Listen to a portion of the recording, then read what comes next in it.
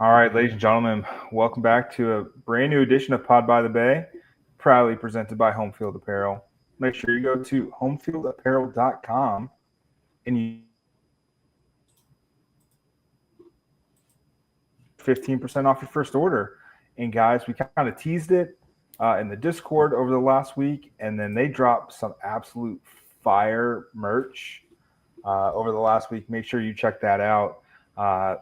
Softest shirts I've ever worn. Make sure you support them. You support us by supporting them. If you've already used our code BAE25, use the affiliate link that's going to be in the description of the pod and everywhere that you want to find it. We will push it out for you guys. So by buying USF merchandise from Homefield, you're supporting us and supporting what we can do, like sending 3 people to Miami and 3 people to Florida. And there's still a really good chance of going to the playoff because let's just be honest, last week didn't count, didn't matter.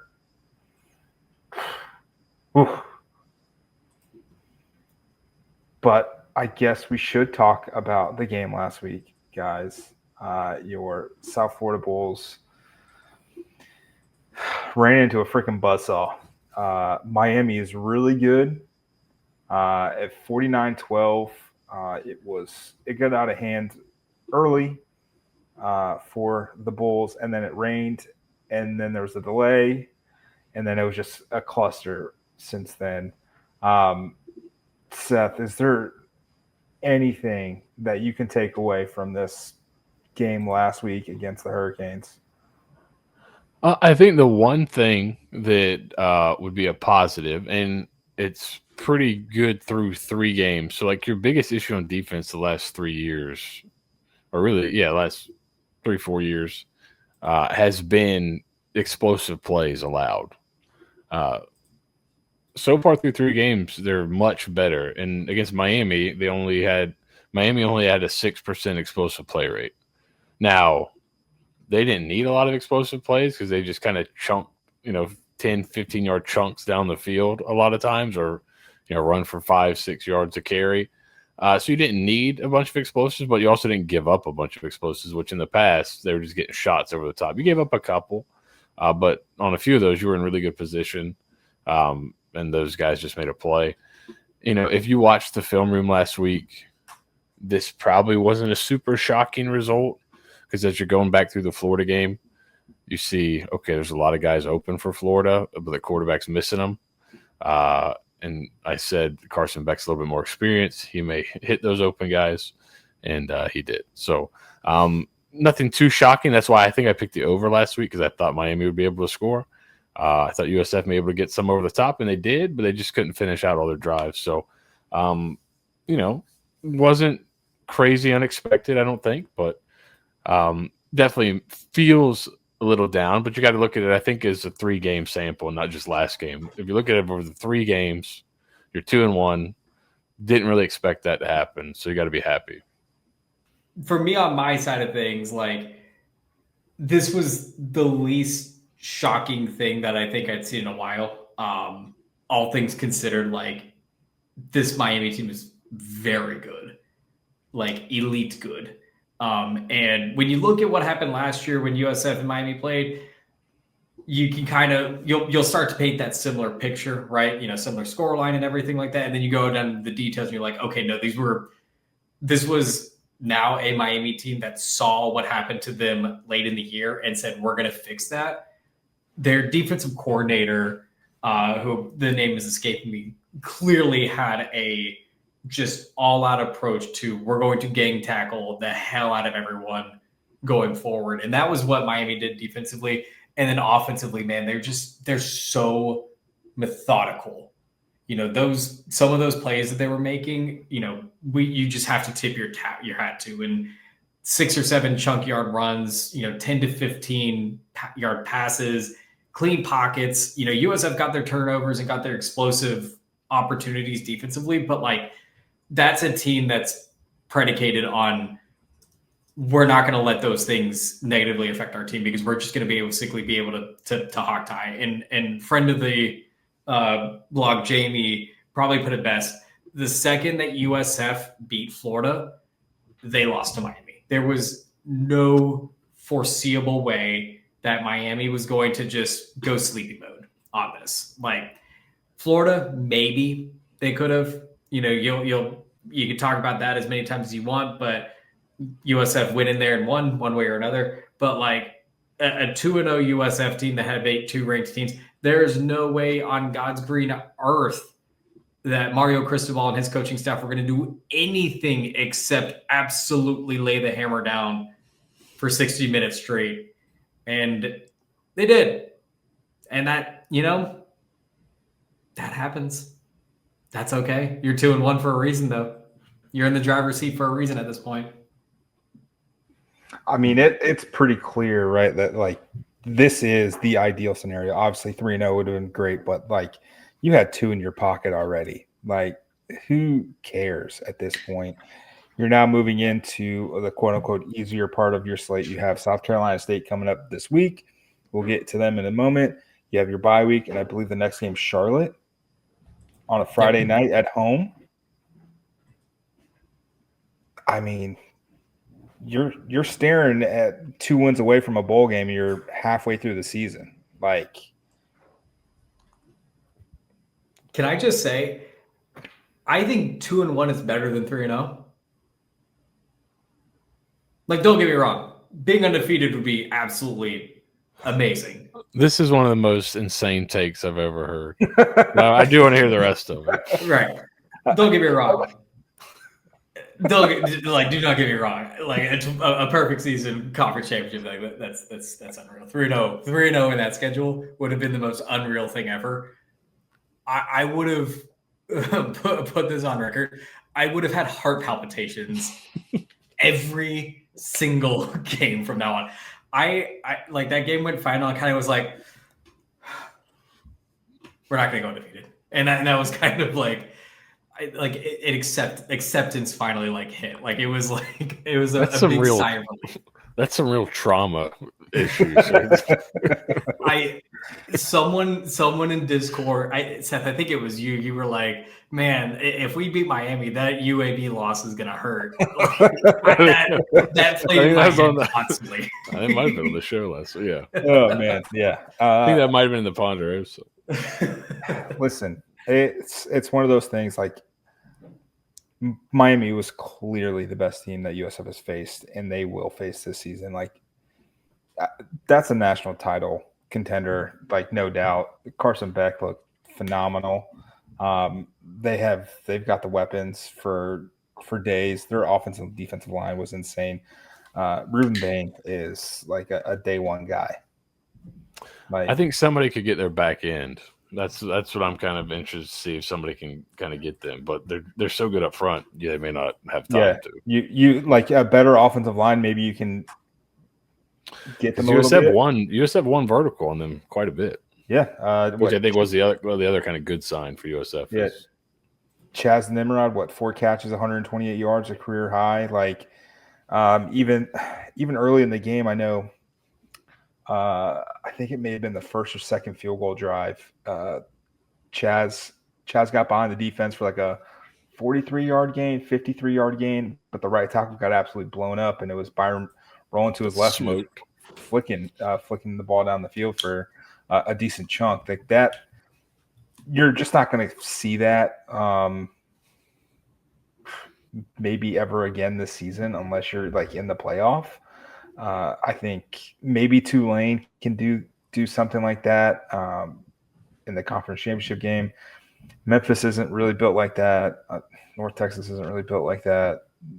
Navy's not built like that. So, like, this is a good gauntlet test. I think get through this week, get through the bye week, and then you have a good chance of getting your starting left tackle back. That's also, you can get reshuffled back into their proper positions. Which should help a lot for continuity and just like talent sake. That's what you're looking for. You go 2-1. no catastrophic injuries that we know of right now as of this recording on Tuesday evening. So, like, it's gravy. It was it was a almost picture perfect start to the season for this team, and you tip your cap, man. I mean, like that again. I can't say that. Like, Miami's just freaking good. Like, it's shocking how much better they are than Florida. Like, that was borderline unfair how good they are. Yeah. They put together a really good roster. I think Nick Saban said it on game day last year, something like that. You can spend $20 million, but if you spend them on the wrong guys and you've got a shit roster, it seems so far they've spent the right money. And that's what we talked about to Gabby and the Ponderosa about Miami. The way they constructed their roster is a little bit different, I think, than a lot of people, and where they spent their money and what they've really emphasized. And then also just kind of going with transfer portal quarterbacks. You're seeing it's interesting. You kind of saw when the COVID stuff happened, and a lot of guys had COVID years left. A lot of people were going for the older quarterbacks, and then we saw kind of a push for no, it's better to get a guy in and develop him. But then you're seeing guys this year like Arch Manning, DJ Lagway, guys that have been paid a ton of money already that are still young, and their coaches were expecting them to kind of take a big step. And when they don't, you got a lot of money invested in somebody that's not really totally proven yet. And your roster construction can get out of whack. So Miami's done a really good job in terms of roster construction and getting guys to stay home, and then going out and get guys that kind of fit with what they want to do athleticism-wise. So, yeah, they're really well built. Yeah, and the only way USF was winning that game is if they could muck it up and be close in the fourth quarter and kind of bank on a Mario boneheaded decision. That never happened. You got the 2 Carson Beck picks, but you had to really just every time you couldn't settle for field goals. You had to score touchdowns every time you got down there, and they just couldn't cash them in enough. If you cash them in, it's a little bit closer, but I think that's what you're hoping to see. I don't know if we're already ready to move on to the next game, but that's kind of what I'm hoping to see in the next game is the offense look kind of like a well-oiled machine, like down to down success rate. They've been really bad the first 3 games in terms of down-to-down success. Rushing is one of the worst in the country. They're near the bottom in almost every rushing category in terms of EPA success rate. One of the worst rushing teams in the country. So you're hoping that's due to who they've played. So you're kind of hoping to see the offense. I think that's what I'm looking for. Does the offense have a nice, smooth operation? Does it look clean? Do they move the ball up and down the field, finish drives with touchdowns? That's kind of what I'm looking for this Saturday because we haven't seen it in the first 3 games. Yeah, and we saw it in spots. Those last 2 drives against Florida, I thought they moved the ball really, really efficiently, obviously aided by 2 personal fouls, but they were still able to move the ball at a decent clip. Even like kind of early on against Miami, they were able to kind of do some things, but it was a big chunk play, and then everything stalled out when things got tight. So it's going to be fascinating to see kind of what the future holds for this offense. But as you mentioned, the run game needs to come to life at some point. They haven't figured it out yet. They're shuffling a bunch. We'll get into kind of snaps and stuff through 3 games in the Ponderosa, but they're still trying to figure out who their lead guy is going to be. So I think this week can be a little bit telling, kind of give you some insight into what they're thinking against the rest of the schedule on who can be their guy. But as we move forward, your South Florida Bulls welcome in South Carolina State. The Bulldogs of South Carolina State are 2-1. The game's on ESPN Plus at noon Eastern. As a gentle reminder, there is a Rays game Saturday night, so there's going to be a quick turnaround for those parking lots around Ray J. So just be prepared for that. They beat Wofford week 1. They gave South Carolina enough of a scare through like a quarter and a half before things kind of fell apart on them. back-to-back punt returns for touchdowns, a fumble recovery for a touchdown, and then the game kind of got out of control. He lost 38-10. Last week got points against Bethune, 55-41. Exciting offense. The defense seems leaky, would be my assessment. I think leaky is probably the nice way to put it, right? But also, I mean, like, if you look at that box score from the Bethune-Cookman game for them, it's very funny. It's like, I have seen that story before. You get up like bigly, and you're kind of like, oh, okay, time to let off the gas a little bit, and then all of a sudden you like blink, and you're like, it's like a 1.5 score game. Like, we probably should score again. I saw someone before kind of like mentioning like, oh, that they put the scare into South Carolina, and then they kind of looking at South Carolina, you're kind of like, well, South Carolina's big win was against Virginia Tech, and like I'm doing the whole like this team beat this team thing, and I'm kind of like, was South Carolina even really that good? Like, so I don't think they are. I don't think they are. But like I think to me the most telling thing about this South Carolina State team is that they're gritty and a complimentary, not derogatory or anything like that. They definitely like want to grind out games where they can.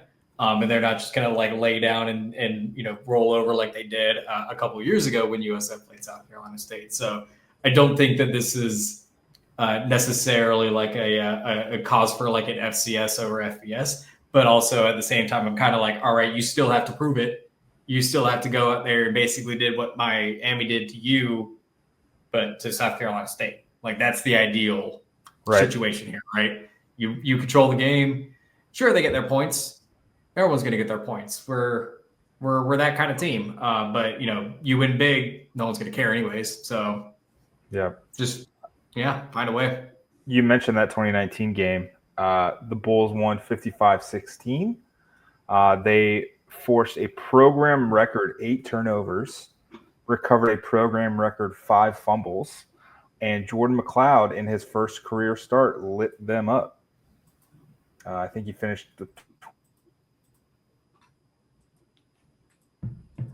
16-24, and that's when the McLeod Hive really fully started to kick off and get into gear. Once again, never wrong, just very, very early, as it was pretty clear that Jordan McLeod hit the rest of his collegiate career was actually pretty good, and maybe it was a USF thing. Some are saying it could have been a USF thing. For the Bulldogs on offense, they have, I don't know if it's quite a quarterback controversy, Seth, but 2 guys have thrown almost 50 passes each. Ryan Stubblefield, he started last week's game against Bethune, had a couple of rushing touchdowns. He's thrown for 4. He's thrown for over 500 yards, just under 60% passing. But he didn't start the first 2 games. That was William Atkins the fourth, who seems like not as explosive, hasn't thrown a touchdown, 60% completion percentage, just under 300 yards, but did not get the start last week against Bethune. Be prepared for both, I guess. Yeah, so it looks like Stubblefield was on the team last year as the backup quarterback. Now, they lost their quarterback from the previous season. Eric Phoenix, I think he was the HBCU National Player of the Year. So this is a team that's kind of replacing. They also lost their best receiver to Stanford, so they're replacing quite a few guys. But Stubblefield was the backup last year, and I'm not sure if they brought Atkins in this year or not. But he's coming from James Madison, so coming down a level. So maybe that's why he kind of got the initial nod there. And he played. It looks like they've split time in the first 2 games, but Atkins started. But Stubblefield came in and led drives to kind of score touchdowns at the end of both games.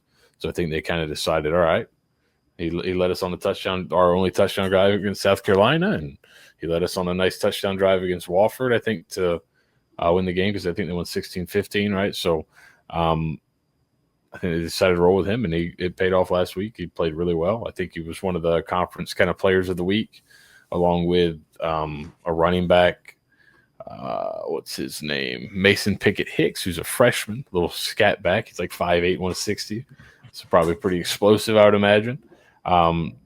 They also had the offensive lineman of the week in the conference, and I think a special team player of the week and their kicker in the conference. So they won the MEAC last year, had a big first year under head coach Chinnis Berry, who came and seemed to bring his whole staff. So he's at Benedict, which I believe, which was Division II HBCU, and they took them to kind of historic levels for them. And then it seems like he brought a lot of players and a lot of staff with him to South Carolina State last year. They had a really good year. And then they're kind of going forward. They look like they're probably going to have another pretty decent year. So it should be interesting to watch. It seems like they play a lot of full receiver stuff, just watching their South Carolina game. So they're going to spread USF out. They'll get a little 11, a little 12, but I saw a lot of full receiver stuff. So I'm sure you'll see some quarterback runs, some spread elements, things like that. So I think probably USF matches up pretty well with that stuff. So it's not like it's triple option or anything. Mm-hmm. So should be a good game for the Bulls. Yeah, you mentioned Mason, and he had a 69-yard rushing touchdown. I believe it was last week as well. I think 6 different guys have at least 15 carries for them. KZ Adams has 29 carries for 90 yards. Tyler Smith has 18 carries for 73. So they're not really too explosive in the run game. Sound familiar? And then Jalen Johnson, wide receiver, 14 catches, 212 yards. Jordan Smith, not that Jordan Smith. I triple check. I was like, there's no way this guy still has eligibility. 13 receptions, 128 yards. And then DeAndre. Fantasy win. I was hoping I was like, can we post date something? And then DeAndre Ruffin, 12 catches, 108 yards. So I think those are kind of the guys to be mindful of when they're on offense. Ryan Stubblefield is a former ECU player. He spent a couple years there. He committed to them. He was like a low 3-star in 2020. Was at ECU, then went to Incarnate Word. Obviously, I didn't really get the Incarnate Word bump that a lot of quarterbacks hope for, and is now at South Carolina State. So definitely something to kind of keep track of. It looks like he's pretty mobile. I saw his basically a read option touchdown run last week against Bethune. So I think he's like 6'2" or so, but looks fairly mobile. The numbers don't back that up, but he seemed like he could run decently well. So do your job. This is such a do your job game. Like take care of business, be who you say you are, right? That's the thing. Be who you say you are. Be the best version of yourself. Yes. Beat this team out. I think that this is going to be a very indicative tell of how the rest of the season is going to go for USF. This might be my canary in the coal mine if we come to that, because you'll see a lot of teams, and Golish has talked about this pretty consistently, that the process needs to be his process and the player's process and everyone's process in that program needs to be consistent and it needs to be excellent. You can't listen. We can take the shroud of mystery off. USF is playing an FCS program, and this is theoretically a big leap down from the previous 3 weeks that they have played. But if you are true to your word that you are being elite in your process every single week, you're taking every snap super seriously, you're pushing this team week in and week out, you should have no problem here at all whatsoever. I mean, without a doubt in my mind, that this USF team should beat the crap out of the South Carolina State team. Yep. Again, fluke plays happen. Guys trip, misread, whatever. Something might happen here and there. That's fine. But if this is like a 38-21 game going into like the third quarter, like that's a canary in the coal mine. That is we might have had a fluke week 1 and 2 more than an actual elite process, but and every indication, Golish has made it 100% known that they're going to treat this game just like any other game. They're going to probably treat this game just like they did Miami and Florida and Boise State. There is no takeoffsies. There is no, don't worry about him. You don't need to, go as hard here. No, you need to go 100% the entire way and rest your starters in the fourth quarter when you are up 52-4. Okay. Well said. I like the canary in the coal mine game. It's a great. I love the canary in the coal mine. I think it's a great way to look at it. I'm surprised it didn't malappropriate the hell out of that. You got to be the coal and the canary at that point. But we'll get there. Be elite. Be exactly what you have told us all offseason. Improved in week 1 and 2, and we'll say that week 3 was a talent deficit more than anything, and I think we could all probably agree to that. Yeah. Do your freaking job. That's really it on South Carolina. Like, there's nothing too crazy about this. Like, it's tough when there's literally like no I love a good connection between like excessive sweater Raymond Woody being the head coach of Bethune last year. Like, I love a good connection. There's literally nothing. So if someone is listening, can find me a connection with South Carolina State on this current roster, this staff with USF, please let me know. Because I do love a good connection, and it kind of gives a little bit of a more human feel to these sort of games when you're supposed to be just dominate them. I will say South Carolina State does have a lot of Florida kids on the team. Not it's a total connection, but it is interesting. There are a lot of Florida kids on South Carolina State. Yeah, there's I think there's at least one from Tampa, a couple from St. Pete. So they've Reeves is the last name. I think he went to Tech or something like that. There's probably close to 20 kids from Florida on that team, at least on the roster. Yeah, so it'll be a nice little homecoming. Let's see, Deacon Jones from South Carolina State. That seems, yeah, really not much that I know. I'm looking at these names. I have no idea who they are. But Deacon Jones, great football player, South Carolina State. All right, we've waffled, we've waved. Let's get to the picks. Let's wrap this thing up.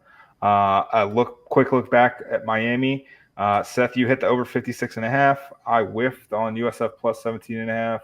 Steeg, you nailed minus 17.5 on Miami's side. Here I go, being too positive. You drank the Kool-Aid. I did. So Lapped it up. Quick updated standing. Seth 3-0 on the season so far. I am 1-2. Steeg is 2-1. So still anybody's game. So the odds aren't.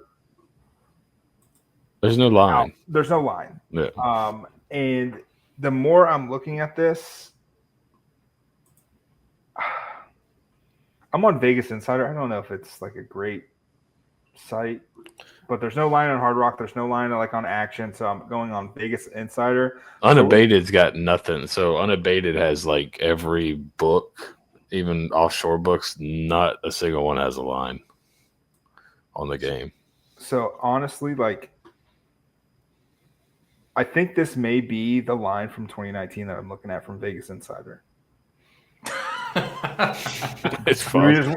I saw one of them that had something was wonky on it. It had South Carolina State. It was the predicted scores like 29-28 South Carolina State. I saw that. I made sure to not click on that one. So I've got we're gonna go off this line because there's not a line and we need to do it. So This could be an easy dub for everybody because the over-under number is low. Hold on, let me look at the forecast. A 2019 line. So the line itself is, again, seemingly based on 2019. The line itself is USF minus 27. And I think, if I'm not mistaken, SP Plus has USF winning by like 20-ish. It's like 44-14 or something like that. So not awful. Yeah. I was going to say we could look at the difference in SP Plus rating. Do we want to do that instead of between South Carolina and we could maybe use the difference in SP Plus between South Carolina and USF and then see what and then take the margin of their game as the so South Carolina is about 8 points better than USF in SP Plus. And they won 38-10, I believe. Yeah. So we want to make so yeah, I'd say maybe keep it like 20. I think 28 is probably a decent line. Okay. 20, I think 27 is probably not a terrible line for this, but I don't know. I don't know what it will be. All right, so it's USF minus 27, and the over/under that I'm looking at 51. For both teams, right? Gotta clarify. Yep. Over/under okay, 51. Making sure. Let me look at the forecast for Saturday as well. We gotta. Oh, it's like 86 and fine. It's okay. Stupid. I wonder what the real total is going to be. It's going to be a lot higher than 51. I would think, right? Yeah, honestly, let's bump that up to 57. 57 and a half. Yeah, we should have Colin just give us a line here. Phone a friend. Yeah. All right, let's do that. So USF minus 27, over under 57 and a half. Steeg, you can go first. Oh, hammer that over. Good God. Good God. There's one thing I've learned about my European ping pong. It's always hammer the overs. Yeah, like looking at SP Plus, it's so hard to rate this USF team like effectively because like they have it as 44-14, right? That's taking into account obviously a little bit of last year's Bryce Archie era, and then like Boise State, Florida, and Miami, like taking into account like this team feels very good. This USF team feels better than 44 points in a game. I think the only reason why you may not score that much is the potentiality of just like you're up by so much that you just start bringing in guys and you're just cycling in people at that point. But even then, I think our backups are better. So hammer that over. Dare I say, give me the over just by USF alone. Fair. I'll take USF minus 27.